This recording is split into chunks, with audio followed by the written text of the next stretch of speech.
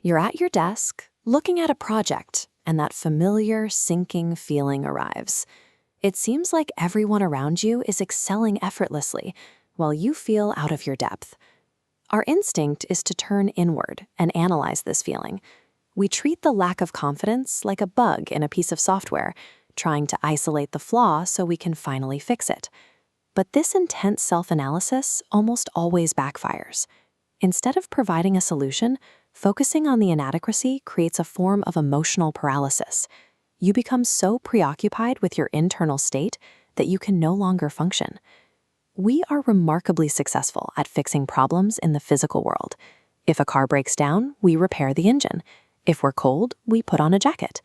Our history is a long list of external problems solved through direct action.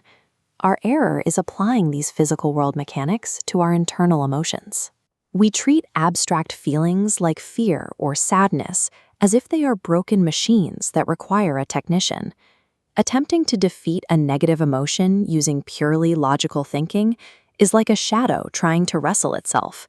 It creates a perpetual loop of self-improvement that sustains the suffering you're trying to escape.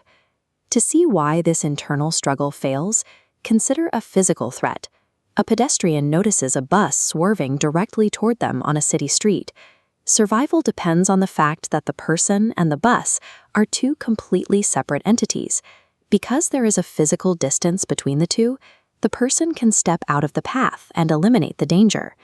Internal experiences follow a different set of rules. A sudden spike of fear or anxiety doesn't arrive from across the street. It emerges from within. When experiencing a negative emotion, the mind creates an ego split, imagining two distinct parts, the fear as the problem and the I as the controller. This sparks an impossible internal war, where the mind hopelessly fights itself.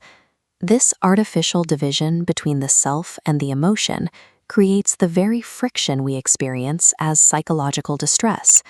A different way to view emotional pain is to imagine a heavy stone dropped into a perfectly still pond. The impact immediately displaces the water, sending violent ripples outward from the center. These ripples serve a specific purpose. They are the water's natural method for moving energy and returning the surface to a state of stillness.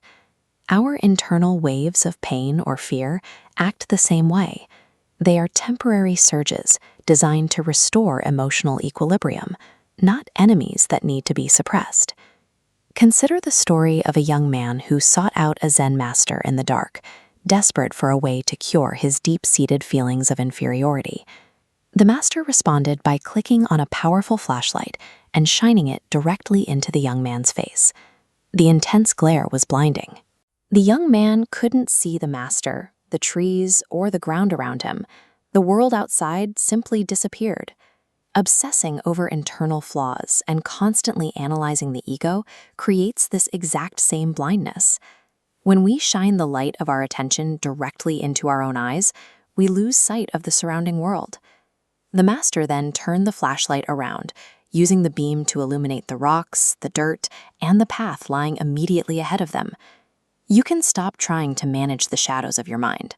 Let your internal emotions balance themselves naturally, and turn the full light of your awareness outward, toward the physical actions required in this moment.